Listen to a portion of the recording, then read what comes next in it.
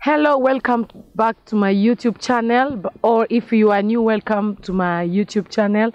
Before we proceed, please subscribe na ufionde hapo kwa hiyo kengele so that when I put another video ujue. So today we are going to raise an issue ya kupeleka watoi boarding school wakiwa bado wadogo. How it affect them.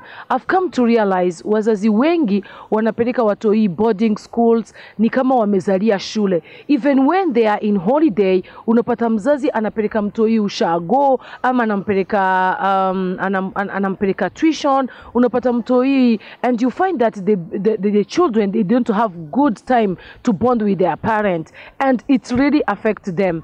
And today niko na mgeni hapa ambaye alienda boarding school akiwa mdogo sana. Before I say so much, let me welcome her and let her introduce herself. Hello, I am Anitah Chelangat. I'm a student at the East African University. I'm a 4th year, and I stay in Kitengela, but my parents stay in Bomet County. Yeah. All the way from Bomet to Kitengela, you can imagine. So Anitah, ulienda boarding school ukiwa miaka ngapi? Around 11 years. I was in class 6 at that time. Class 6. How ulisikiaje ukipelekwa boarding? Unajua hiyo miaka ndio miaka mtoi anataka kukaa na mamake, you know, anataka kucheza na watoto wengine, but sasa wewe ni kama unaona boarding school to some children ni kama prison, you know. How was it? How did you feel? Okay, funny enough, I was excited at the first day I was going, but then ukishafika huko is when the reality hits on you that, oh wow, my mom's not here, my siblings are not here.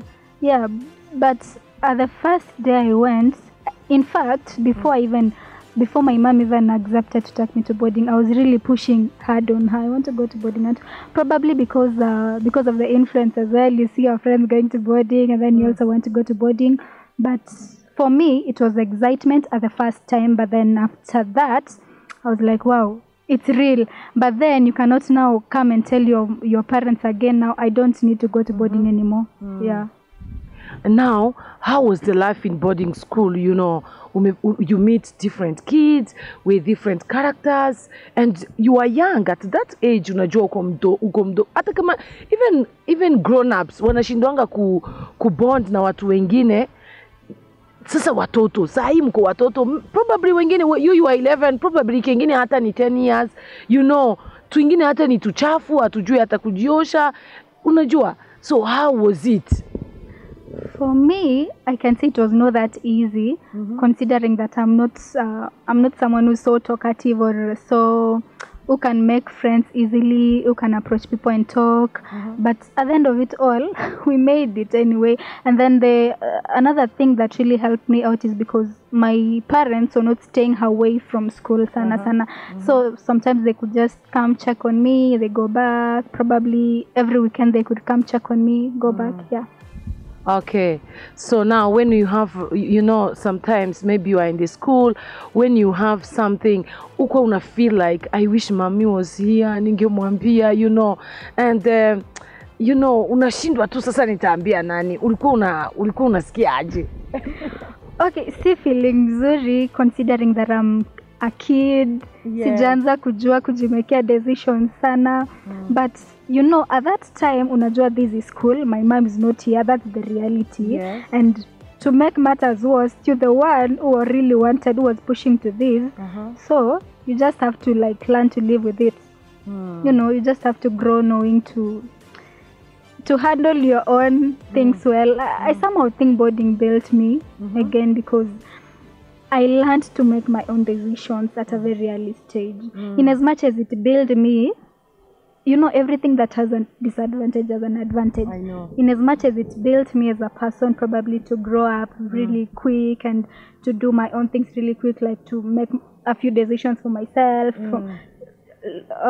things like having a few friends and cutting off the rest, you know, like my choice of friends. Because you know, if I was a day scholar, I could go tell my mom, there's a friend of mine alifanya hii na hii, you know, And then my mom could be like, hapo wachana na yeye, you know, this is not good, this is bad, this is not good, this is good, you know. But then this time my mom is not here. So like you have to know who am I going for, who am I leaving behind, you know. So that's how it built me. And then I can also say it built me to be a leader, because you're already leading your life, you know. You're already a leader by yourself because you're making your own decisions. Similarly, as I said, everything that has an advantage has a disadvantage, you know. I feel like it really took away that time that I could bond with my mother really well, because that at the age of 10 to around 14, 15, that's the time that you should really have your parents close, especially your mom, your siblings, you know. But then they were not there, so I think boarding deprived me from the family. That chance to bond with my mother really well. And you really feel it even now. Somehow, but yeah, you know, we've grown and now I can talk to my mom anytime, I can see her anytime. So okay, let me ask you, kuna hizi tabia mtu anapata sababu from the boarding school. I've had stories where the parents, they took their children to boarding school wakiwa sawa tu, they are not drunkard, they don't smoke, they are not lesbianism, they are not homosexual, but kidogo tu after mtu yeye amerudi from school unapata amesha change, you know.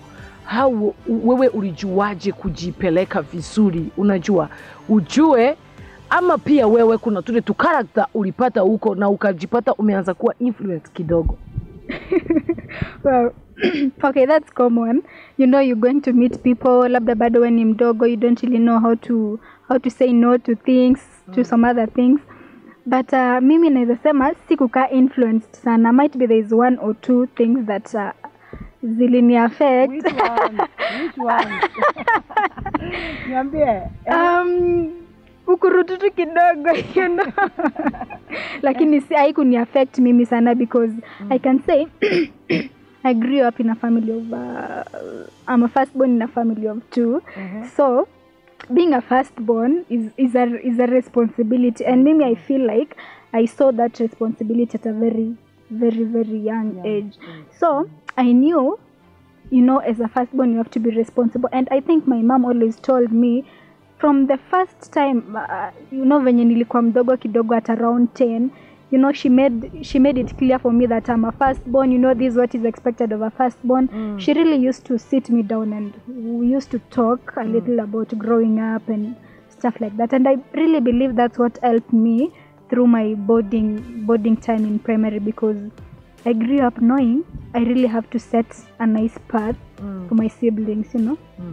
Yeah, so I think that's what helped me. I was just a little focused. I knew what I wanted. I think so. Okay, is there any character that you have that unaonanga hii ni sababu either in your relationship with your parents ama with your sister, unajiambiaga ni sababu hatukuishi pamoja for a long time? Unajua even to wazazi, if they are siblings, kamoja kako huku kako 5 years, mwingine ako huku 15 years, ukikuja kuangalia vizuri unapatanga hao watu hii hakuna, they don't have any relationship. Why? Because huyu ako huku, mwingine kako huku. Sasa unaona, so you guys, nyinyi si story ya gap, but ni story ya hamjakaa pamoja. Is there any characters can you unaonanga hii ni sababu ya boarding school? I can relate to that very well, because I am I'm turning 22 and my sister is around 11 years. Right. So you see the gap. And then but I always think 4 years ago I felt like I was not really having that mother relationship with my parents, with my mother.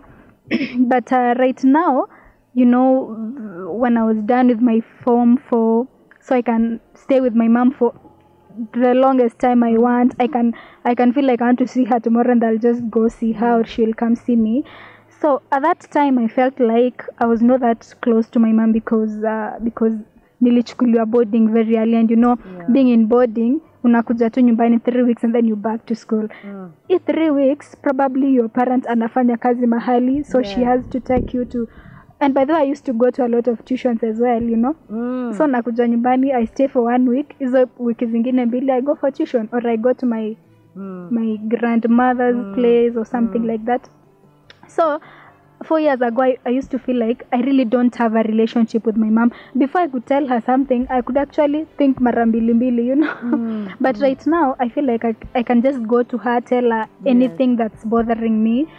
So I think something that really deprives people, something that really affects most people who are taken to boarding at a very early stage is that bond. They don't really have that relationship with your parents because, you know, at teenagehood, I always want to believe at teenagehood, that's the time you should actually be close to your parents because you grow to everything that's in your surrounding. Ukipata hii utaenda nayo. Because, you know, teenagers can always, if they want, they'll choose to be terrorists if they want to, you know. So I always feel like this is the time mzazi anafaa kuapa kwambia, no, this is bad, no, this is good, you know. So that relationship is actually, I want to believe that's what affects most of people. For me, I feel like it affected me, but not at the moment. At that time, nilikuwa na feel enyewe I don't have any relationship with my parents. Yeah, it's true. For many people, unajua watoto wengi because they don't get that relationship with their parents, you know, sababu ya shule. By the way, wazazi wanafaa kunini kukosoa, you know. That is why I raised this issue. Kuna mtu anakuambia, mimi siongeangi na mama yangu. How? Ati namwambia huu ni boyfriend yangu. How? You know, because hajawahi kuwa na, hajui mamake atareact aje, hajawahi fanya kosa. Alienda shule akiwa mdogo, akikuja anapelekwa ocha. Mama yake ni ama dadi ni kubai tu tumavitu. You need school fees, analipa. You need this and that. We parents tumekuja kufikiria ya kwamba kupea maisha watoto vizuri ni kuwapeleka shule only, they get education, but most of the times tunawanyima kile kitu ambacho ni cha maana, you know. And now tukimalizia, Anitah, nikuulize, maybe tomorrow you will get a baby. Wewe kama wewe, depending on your experience, unaweza penda mtoto wako aende boarding school akiwa how old?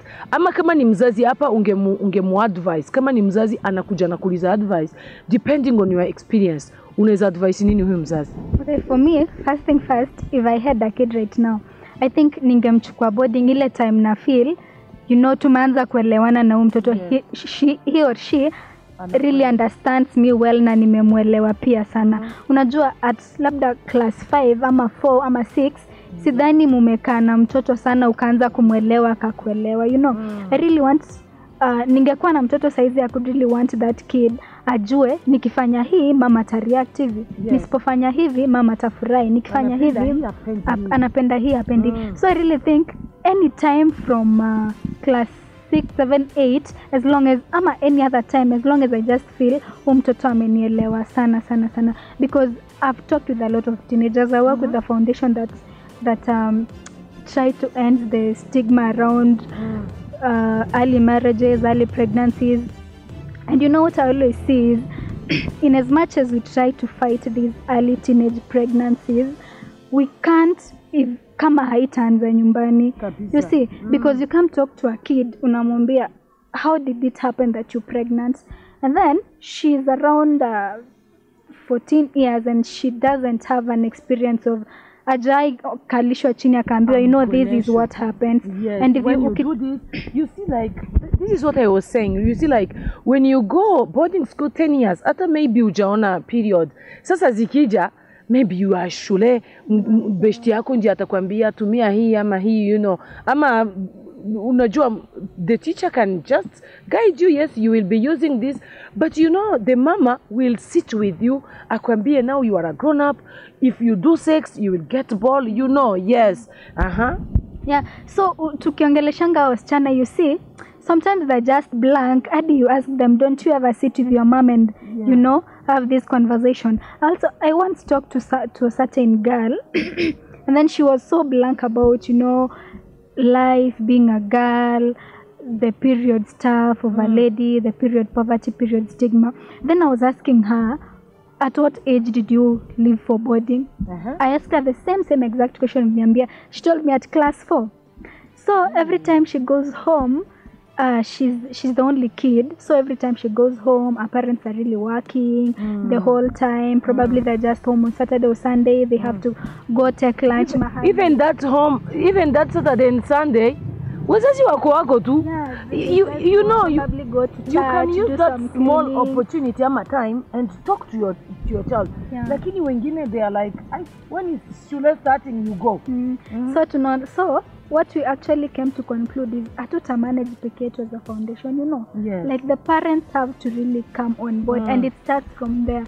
Hadi anze nyumbani because tukipata watoto washakuwa wakubwa, but what if ungeanza mapema? You know, there's a way you can bring a kid akiwa mdogo and then you know he or she will never turn out of that way. But right now, changing the mindset of a kid wakati sha manage teenagehood is quite a thing.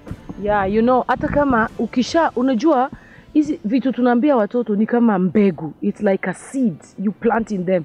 Even the time wanajifanya tu wanataka kuhepa what you told them. Imagine wanajuanga, this is what my mom like, this is what my dad has. Hata kama ninafanya, you know, kuna difference ya mtu kuenda tu sababu alewi na anajua this one, even if I am doing this, my dad or my mom hani support. So thank you so much, Anitah, for coming. I hope someone here will be helped na atasaidika sana. Thank you so much for watching. God bless you so much.